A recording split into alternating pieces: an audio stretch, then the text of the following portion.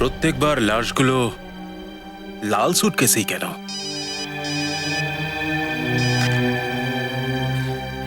ACP Pradyuman,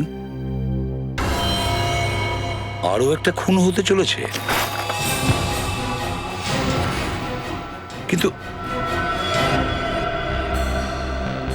মাই god, অনেক দেরি হয়ে গেছে, আর বাঁচানো যাবে না। আরো একটা লাশ পাওয়া গেছে সুটকেসে, লাল রঙের।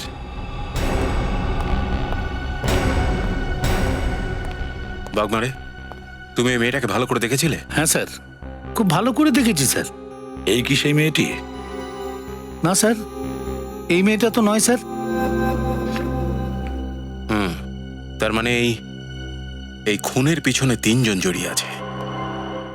এক হলো অভয়, যে মরেও আবার বেঁচে উঠেছে, দ্বিতীয় এই মেয়েটা, আর তৃতীয় সেই মেয়েটা যে এই লাল সুটকেসটা রেখে গেছে। বাগমানে, তুমি তাড়াতাড়ি স্কেচ আর্টিস্টের সঙ্গে বসো আর ওই মেয়েটা স্কেচ বানাও তাড়াতাড়ি।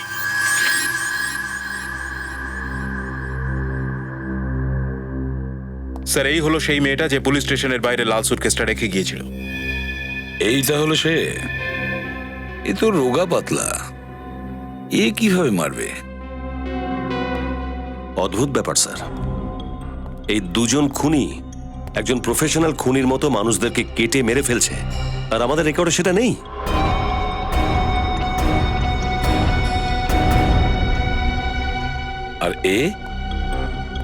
আর এ অভিজিৎ, যার লাশ আমরা পেয়েছি, এ কে? অদ্ভুত ব্যাপার স্যার, ইনিও একজন পুলিশ ইন্সপেক্টর ছিলেন স্যার। এও কি সেখানেই? হ্যাঁ স্যার, ইনিও সেই একই পুলিশ স্টেশনে কাজ করতেন যেখানে বাকি দুজন ছিলেন। তাহলে তো নিশ্চয়ই এরা তিনজনেই একই কেস নিয়ে কাজ করছিল। কেউ তো একজন আছে যে তিনজনের ওপর তার প্রতিশোধ নিয়েছে। সব কিছু সেই একই রকম, খুনের সেই একই পদ্ধতি যেটা অভয়ের ছিল। যেভাবে অভয় লাশগুলো কাটতো। কিন্তু অভয় মানসিক রোগী ছিল, একাই কাজ করত। ওই দুটো মেয়েকে কোথায় পেল? আর ওর কি প্রয়োজন পড়লো এই দুটো মেয়ের? অনেক বছর পর ফিরে এসেছে, দুর্বল হয়ে গেছে, তাই আত্মীয়দের খুঁজে নিয়েছে। স্যার, ওর কোনো পরিবার ছিল না। ওর কোনো পরিবার ছিল না? এই দুটো মেয়ে তো আমাদের কাছে অজানা, কিন্তু অভয়কে তো আমরা চিনি। একবার যদি আমরা অভয়কে পাই না, তাহলে মেয়েগুলোকেও পাবো। আগে অভয়কে খুঁজতে হবে। স্যার, আগেরবারও আমি ওকে ধরেছিলাম, এবারও সেই কাজটা আমিই করব।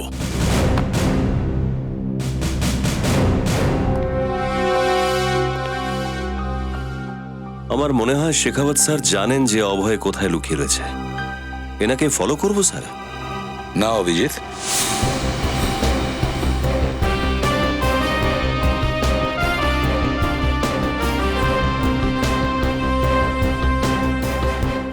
আচ্ছা, তো আপনারা আশেপাশেই থাকেন? হ্যাঁ স্যার।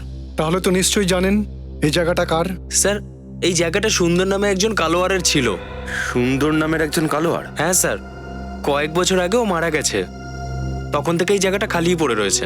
ওর কোনো আত্মীয় বা কোনো বন্ধু এই জায়গাটা নিতে আসেনি? সুন্দরের সেরকম কেউ ছিল না, তাছাড়াও সেরকম কারোর সাথে কথাবার্তাও বলতো না। সেই জন্যই তো গ্রামের থেকে দূরেই বাড়িটাও বানিয়েছিল। আর এখন এই জায়গাটা খুনিদের কাজে লাগছে। আচ্ছা, একটা কথা বলুন, আপনাদের গ্রামে জলের ব্যবস্থা কি? কোথা থেকে আসে জল?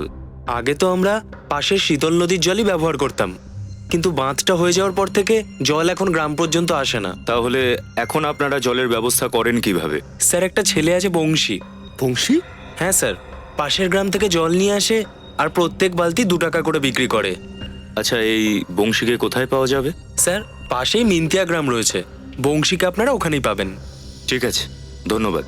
ঠিক আছে স্যার। সচিন, একটা ব্যাপার দেখেছো? এই ঘরটা একেবারে নোংরা, মেঝেতে ধুলো, দেওয়ালে মাকড়সার জাল, কিন্তু ভেতরের ঘরটা পুরো পরিষ্কার। এক্স্যাক্টলি। আর ঘরটাকে দেখে মনে হচ্ছে যে পরিষ্কার, রিসেন্টলি করা হয়েছে। আর পরিষ্কার করার জন্য ওই জল সরবরাহ বংশীই করেছিল। সেটা তো মিন্তিয়া গ্রামে গিয়ে বংশীর কাছ থেকেই জানতে হবে।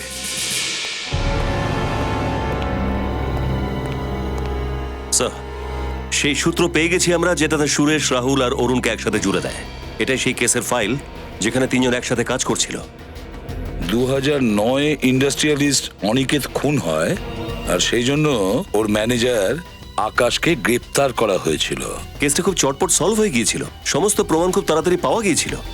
কিন্তু লোকজন বলছে যে সমস্ত প্রমাণ প্ল্যান করে করা, যাতে আকাশকে গ্রেফতার করা যায়।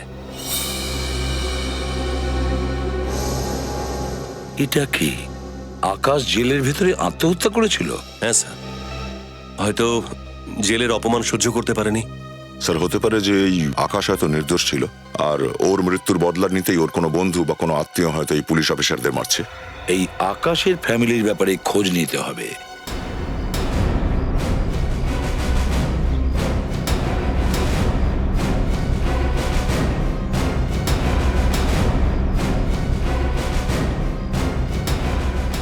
এই বংশীকে কোথায় পাবো?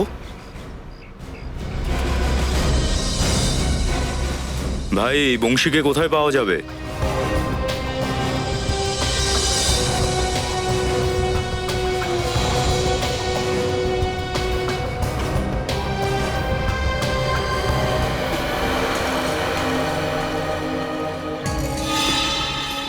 $2।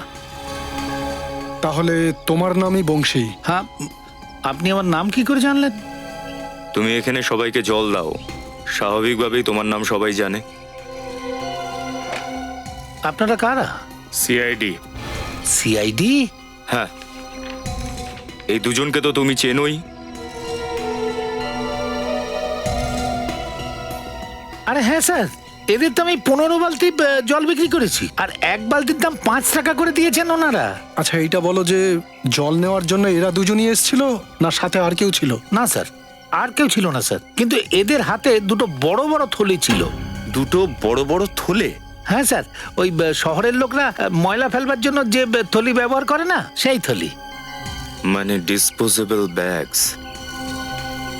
একটা ব্যাপার বুঝতে পারলাম না, ওরা তো টুকরোগুলোকে লাল সুটকেসে ভরেছিল, তাহলে এই ডিসপোজেবল ব্যাগে কি ছিল? গ্রামের নোংরাগুলো কোথায় ফেলা হয়?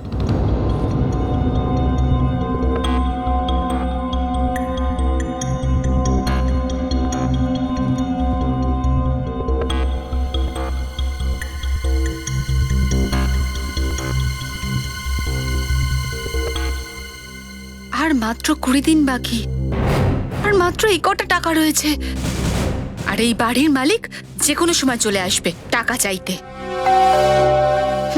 নাও, এসে গেছে, শান্তিতে বাঁচতেও দেবে না।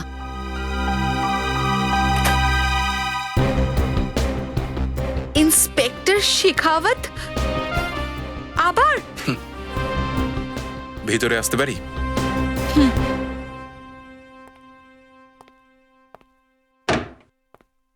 আচ্ছা, এই হাসিটা দেখে তো ভয় লাগছে। অকারণে তো পুলিশের লোকেরা হাসে না কখনো। অভয় কোথায়? অভয় তো মারা গেছে, তারপরে এই প্রশ্নটা আসছে কেন? আমি জানতে চাই অভয় কোথায়। 3 বছর আগেও এই একই প্রশ্ন 1 মাস ধরে জিজ্ঞেস করেছিলেন। আর তুমিও এই একই উত্তর দিয়েছিলে যে জানি না। মৃত লোকের সম্পর্কে আর কি বা বলবো? নীনা, যদি 4 বছর অভয় গার্লফ্রেন্ডের সঙ্গে দেখা করতে না আসে, তার মানে শুধু এটা হয় না যে ও মরে গেছে। হতে পারে যে ও কোথাও লুকিয়ে রয়েছে। যদি ও বেঁচে থাকতো তাহলে এখানে অবশ্যই আসতো, আমাকে ভাবে না খেতে পেয়ে মরতে দিত না। ও আমায় ভালোবাসতো। আমিও সেরকমটাই ভাবতাম। আচ্ছা, ওর মুখটা তোমার মনে আছে তো? অভয়! বম্বে পুনে হাইওয়েতে একটা ধাবায় ওকে দেখা গেছে।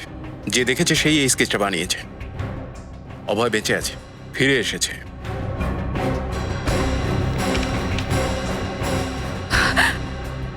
অভয় বেঁচে আছে? অবাক লাগছে তোমার সঙ্গে দেখা করতে এলো না। হয়তো ভুলে গেছে।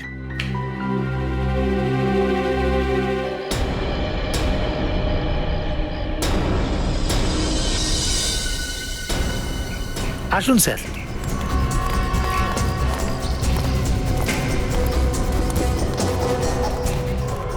এই যে স্যার, পুরো গ্রামের ময়লা এখানেই ফেলা হয়। দেখো ওদের দুজনের হাতে কোন থলিগুলো ছিল।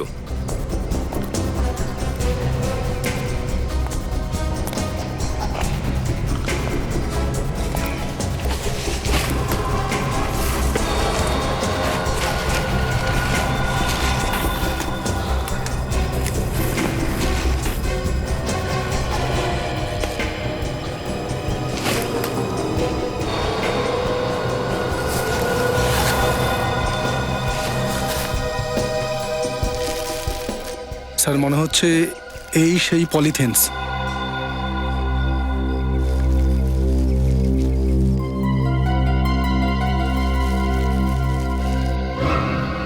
জামা কাপড়ে তো রক্ত লেগে আছে। রক্তে ভেজা কাপড়গুলো, নিশ্চয়ই এই কাপড়গুলোই লাশ তিনটের।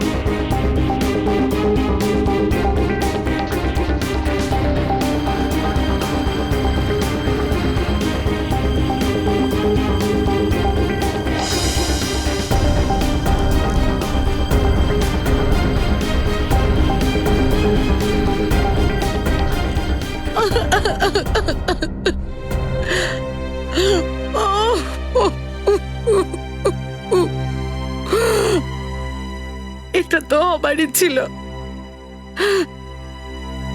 আমার তো আগেই মনে হয়েছিল রাহুলের একটা বড় ক্ষতি হতে চলেছে। আপনি জানতেন যে ওর জীবনের ঝুঁকি আছে? সেটা আমি জানি না, কিন্তু আমি এটুকু বুঝেছিলাম যে নিশ্চয়ই কোনো গন্ডগোল আছে।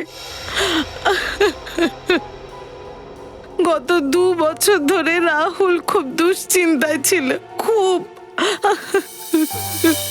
2 বছর ধরে? কি ব্যাপারে চিন্তিত ছিল রাহুল?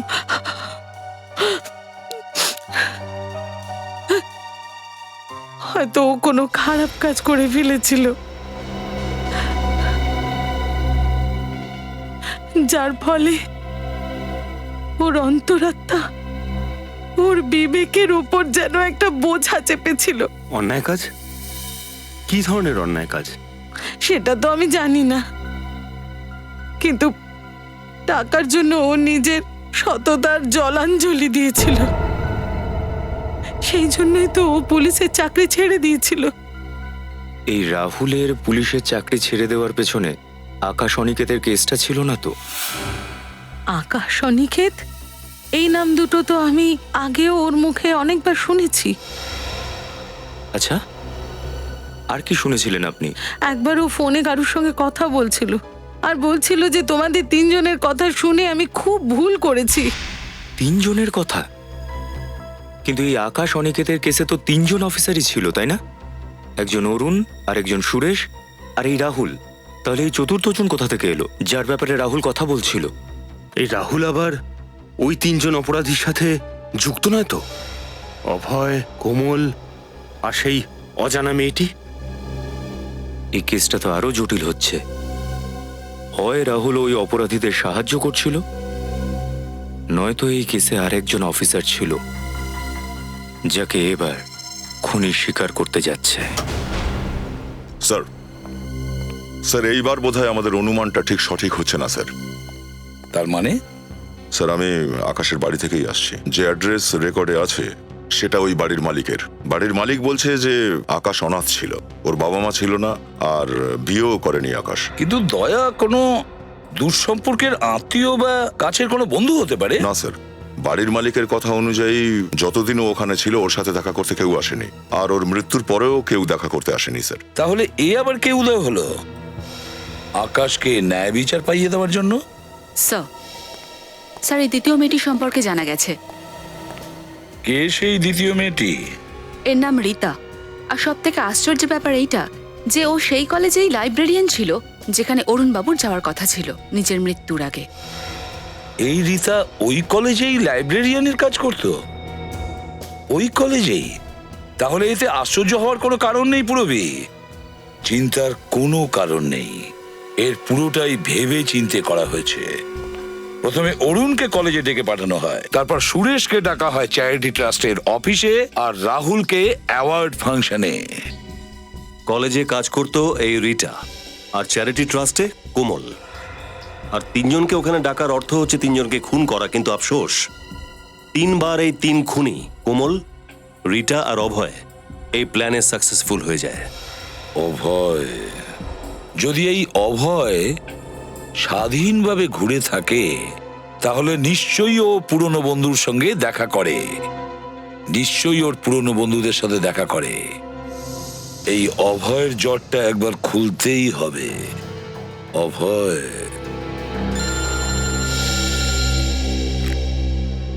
হ্যাঁ সালুকে?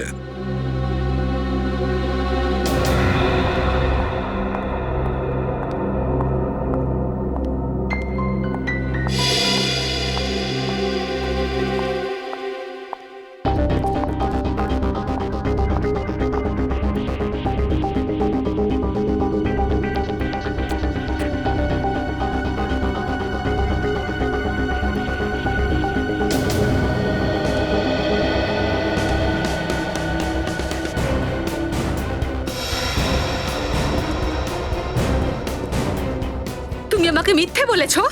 এত বছর ধরে মিথ্যে বলে আসছো। আমি কেন মিথ্যে কথা বলবো? আমি তো সেটাই বলেছি যেটা সত্যি। আরে আমি কেন? চুপ! অভয় বেঁচে আছে। কি? এটা তুমি কি বলছো? এটা হতে পারে না। হতে পারে না?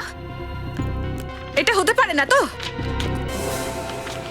এই দেখো, এটা কার স্কেচ? ইন্সপেক্টর শেখাওয়াত খুঁজছে একে। ইন্সপেক্টর শেখাওয়াত দিয়েছে তোমাকে? হ্যাঁ। উনি খুঁজছেন ওকে? হ্যাঁ, আমি খুঁজছি। শেখাওয়াত? গত 29শে জুলাই 2008-এ তুমি অভয়ের বিরুদ্ধে সাক্ষী দিয়েছিলে, স্টেটমেন্ট লিখিয়েছিলে আমারই পুলিশ স্টেশনে। আর আজকে তুমি ওকে জিজ্ঞেস করছো অভয় বেঁচে আছে কিনা? কেন? ওকেই কেন? বিশ্বাসঘাতকতার শাস্তি জানা আছে তো? আমি বেঁচে থাকতে চাই স্যার। অভয় আমাকে প্রাণে মেরে দিত। তার মানে তুমি জানতে যে অভয় বেঁচে আছে? হ্যাঁ স্যার, ও সেই আগুন থেকে বেঁচে গিয়েছিল। তারপর ও সোজা আমার কাছে চলে আসে, আর ও আমাকে বলেছিল যে তোর জন্যই আমার সাজা হয়েছিল, এখন তুই আমাকে বাঁচাবি, তা নাহলে তোকে প্রাণে মেরে দেব। আমি কি করতাম স্যার? 4 বছর ধরে তুমি একজন আসামিকে আশ্রয় দিয়েছো, ওকে সাহায্য করেছো। ওর মতো তুমিও একজন অপরাধী। বলো ও কোথায়? ও আমার কান্দি ভ্যালির বাড়িতে আছে।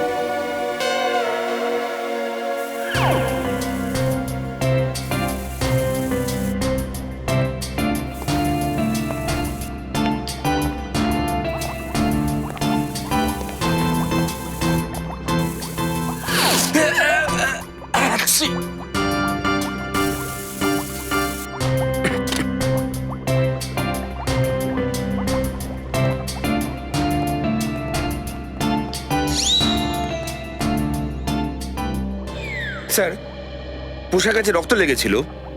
এই সব কটা ডিএনএ আমি টেস্ট করিয়ে নিয়েছি সালুকে স্যারকে দিয়ে। এই সমস্ত রক্ত ওই লাশগুলো। ও ফ্রেডি স্যার, থ্যাংক গড আপনি এই ল্যাবে উপস্থিত ছিলেন, না হলে সালুকে আর সারিকা তো কিছু করতেই পারতো না, আপনিই তো সব করিয়ে নিয়েছেন। আরে স্যার, আমাদের এই সাহসী সৈনিক এই জামা কাপড়গুলো নিয়ে এসছে, তার ক্রেডিট তো ওকে দিতেই হবে, তাই না? হ্যাঁ, তার ক্রেডিট তো দিতেই হবে। আচ্ছা সালুকে এটা বলো, তুমি কি পেয়েছো, নাকি খালি হাতে যেতে হবে? মানে মানে এটা সালুকে, যদি কিছু পেয়ে থাকো তাড়াতাড়ি বলো। স্যার স্যার এই আবর্জনা থলির মধ্যে থেকে আর এই কাপড় থেকে আমি স্নোডেন সিসাইন নামে কেমিক্যাল পেয়েছি। স্নোডেন সিসাইন, এটা কি ধরনের কেমিক্যাল? দয়া এই কেমিক্যালটার ব্যবহার হাসপাতালে হয়ে থাকে, ওষুধের জন্য অথবা হসপিটালে অ্যাপারেটাস গুলোকে স্টেরিলাইজ করার জন্য। ও, তাহলে এটা হয়নি তো যে দুটো মেয়ে কোমল আর রীতা নার্সের কাজ করে কোনো হসপিটালে? পুরোপুরি খোঁজ নাও এই দুটো মেয়ের ব্যাপারে।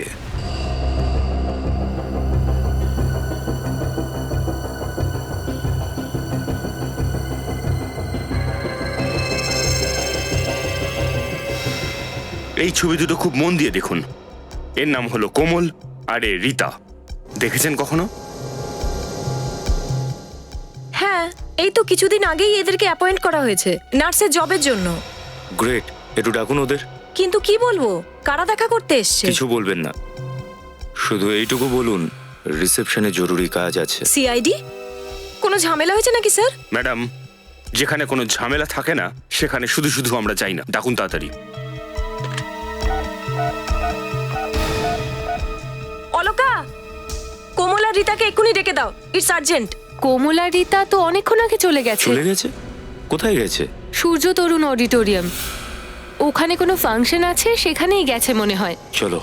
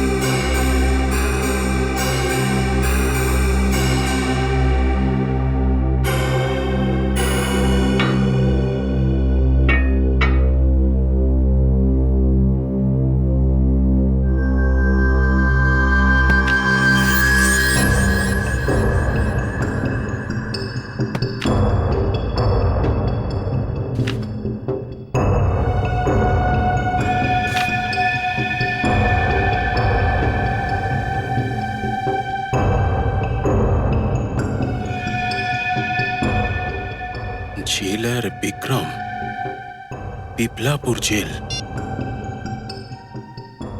আমি জেলার বিক্রমের সঙ্গে কথা বলতে পারি?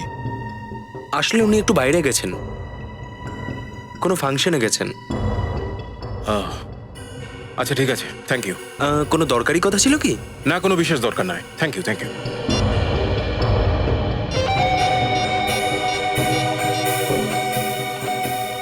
হ্যালো এসিপি স্যার, আমি শেখাওয়াত বলছি। স্যার, আরেকজনের খুন হতে চলেছে, জেলার বিক্রম কুমার। সে এখন কোনো একটা ফাংশনে গেছে। হ্যাঁ, আমরাও জানতে পেরেছি যে কোমল আর রীতা কোনো অডিটোরিয়ামে যাচ্ছে। এটা সেই ফাংশনই হবে যেখানে জেলার বিক্রম গেছে। আমি ভয় পাচ্ছি ওখানেই না ও খুন হয়। স্যার, এই অডিটোরিয়ামটা কোথায়? ওটা হলো গোরেগাঁও ওয়েস্টে সূর্য তরুণ অডিটোরিয়াম। কিন্তু সিকাবাদ আমাদের তো ওখানে পৌঁছতে কম করে 40 মিনিট লাগবে। স্যার, আমি 10-15 মিনিটে পৌঁছচ্ছি। আমি জেলার বিক্রমের কিচ্ছু হতে দেবো না।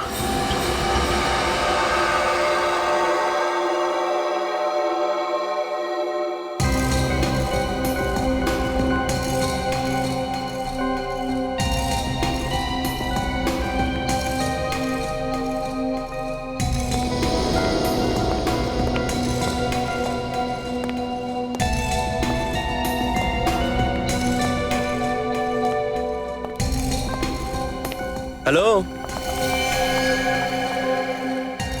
হ্যালো নমস্কার স্যার। নমস্কার। আপনার জন্যই অপেক্ষা করছিলাম। ও থ্যাংক ইউ ভেরি মাচ, কিন্তু এখানে কাউকে তো দেখতে পাচ্ছি না।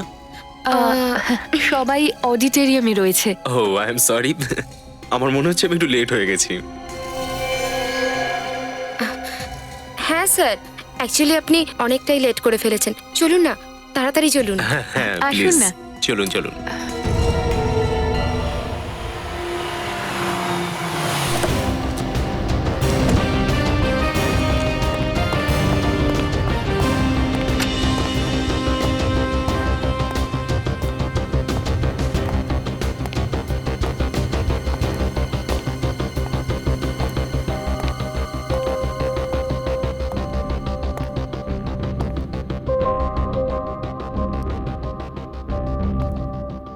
এক্সকিউজ মি, ইয়েস, এখানে একটা ফাংশন হওয়ার কথা ছিল না? যে ফাংশনটা হওয়ার কথা ছিল ওটা তো ক্যান্সেল হয়ে গেছে। আমরা তো এখানে অনেকক্ষণ ধরে দাঁড়িয়ে আছি, কেউই কিছু বলতে পারছে না, তাই আমরা এখানে ওয়েট করছি। দেখুন, আমি ইন্সপেক্টর শেখাবত, আমি দুটো মেয়েকে খুঁজছি। দুটো মেয়ে কি এখানে এসেছিল? আমরা ছাড়া আর কোনো মেয়ে তো এখানে আসেনি। আমি এদের কথা বলছি। হ্যাঁ স্যার, এসেছিল। হ্যাঁ, এসেছিল। কোথায় ওরা? মোটামুটি 1 ঘন্টা আগে এসেছিল। আর বলছিল যে টায়ার্ড হয়ে গেছে, হয়তো ওয়েটিং রুমে ওয়েট করছে। এখনো আছে ওরা? তা তো জানি না স্যার। জানি না। ওয়েটিং রুমটা কোথায়? 2nd floor. Thank you.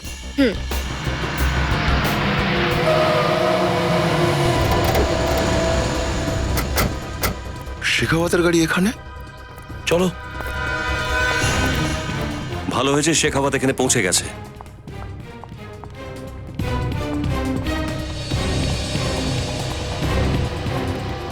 বুঝে উঠতে পারছি না, কেউই তো নেই এখানে।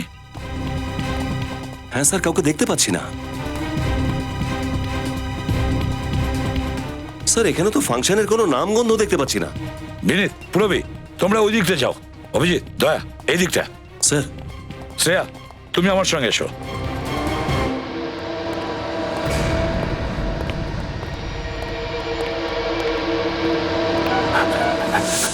অভয়, এই!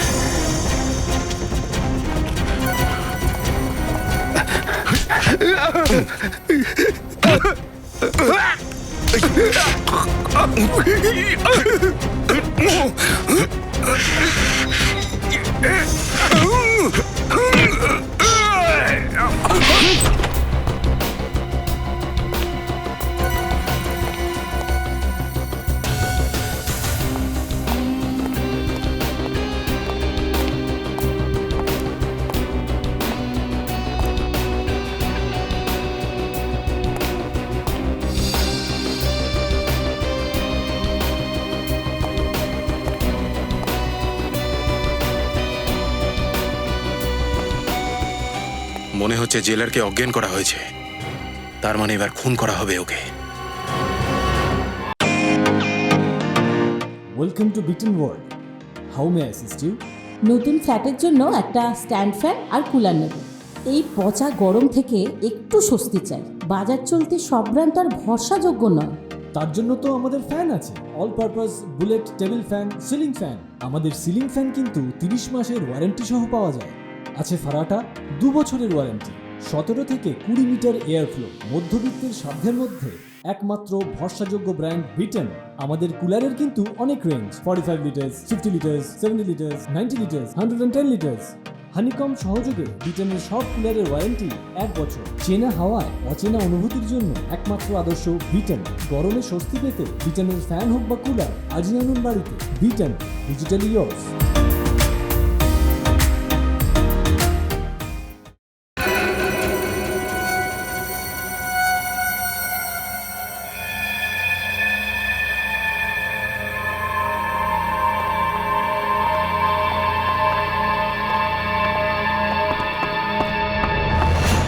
দাঁড়াও।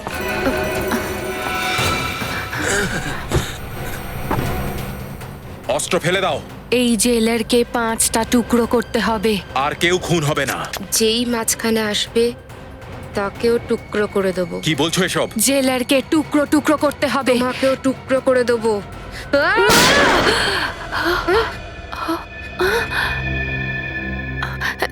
আমরা কোথায় আছি? তোমাদের হাতে আরো একটা খুন হতে যাচ্ছিল।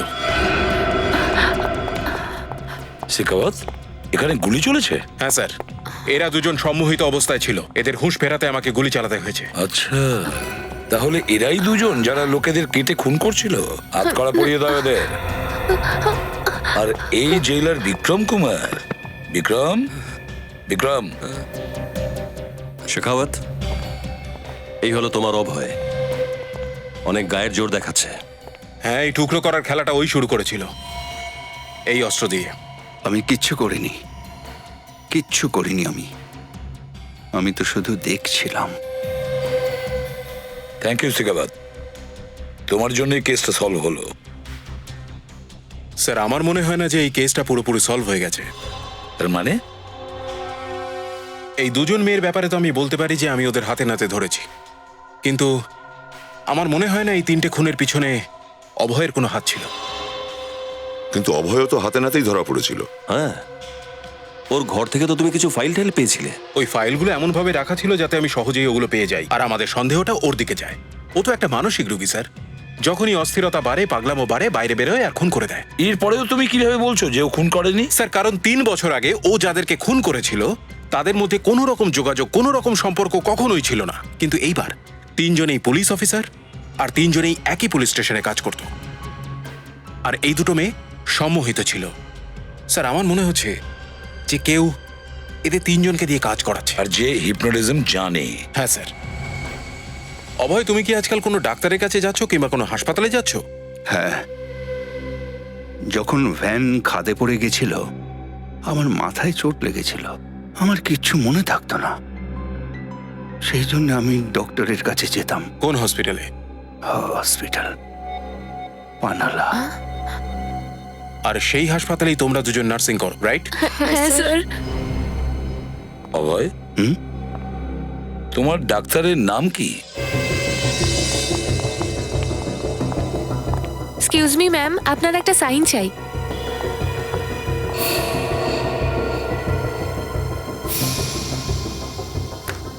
থ্যাংক ইউ ম্যাম, ইটস ওকে।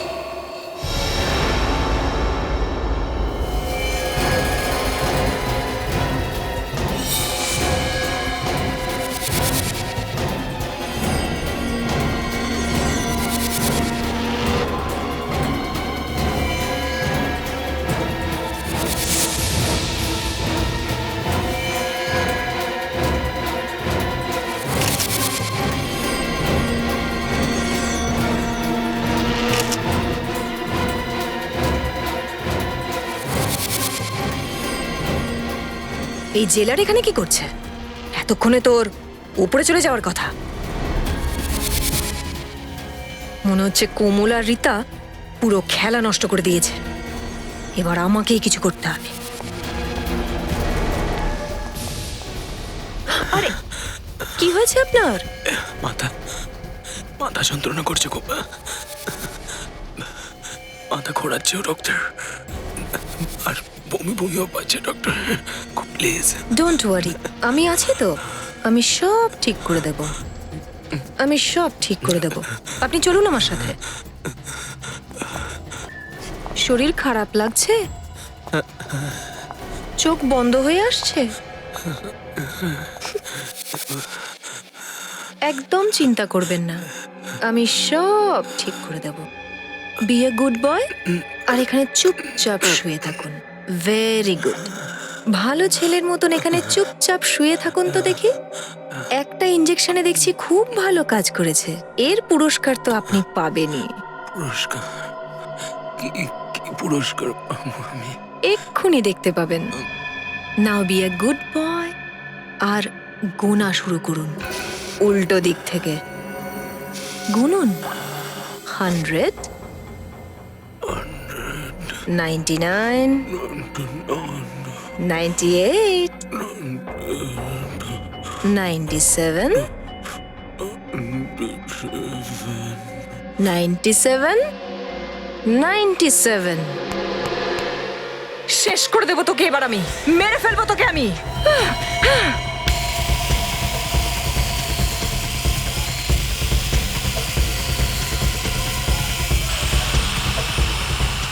আকাশের মৃত্যুর প্রতিশোধ নেবই আমি তোর থেকে।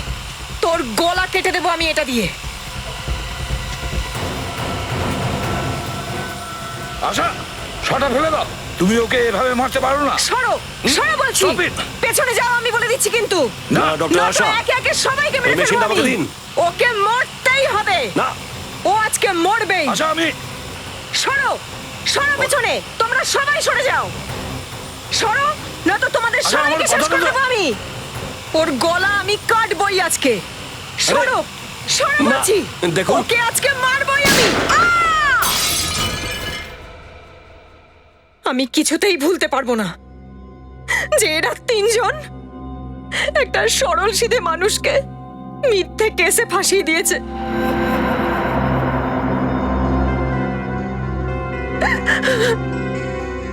পুলিশ হওয়ার অহংকার এদের মাথায় চড়ে বসেছিল।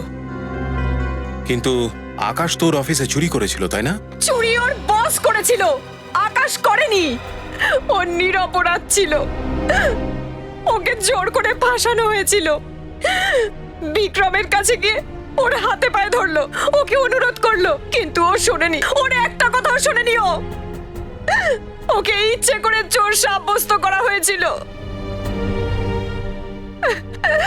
ওই অপমান কিছুতেই সহ্য করতে পারলো না, আর অপমানিত হয়ে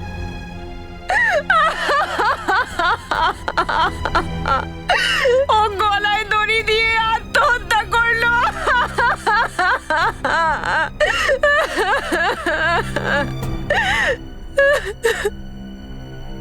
আমরা দুজন বিয়ে করব ভেবেছিলাম, সংসার পাতার স্বপ্ন দেখেছিলাম। সেজন্য আমরা দুঃখিত। আর একদিন হঠাৎ কোথা থেকে অভয় আমার হসপিটালে এলো। তখনই আমি ঠিক করে নিয়েছিলাম যে এদের 4 জনের খুন করে আমি সেটা অভয়ের ওপর চাপিয়ে দেব। আমি ঠিক সেইভাবেই এদেরকে কাটতাম যেমন ভাবে অভয় কাটতো। দেখুন, আকাশের সঙ্গে যেটা হয়েছে সেটা সত্যিই দুঃখজনক। এইভাবে 4 জনকে শাস্তি দেওয়ার তোমার কোনো অধিকার নেই। তোমাকে গ্রেপ্তার করা হলো, এখন তোমার কেস চলবে, হয়তো তোমার ফাঁসিই হবে। পুরবি, প্যাট্রিক, চলুন।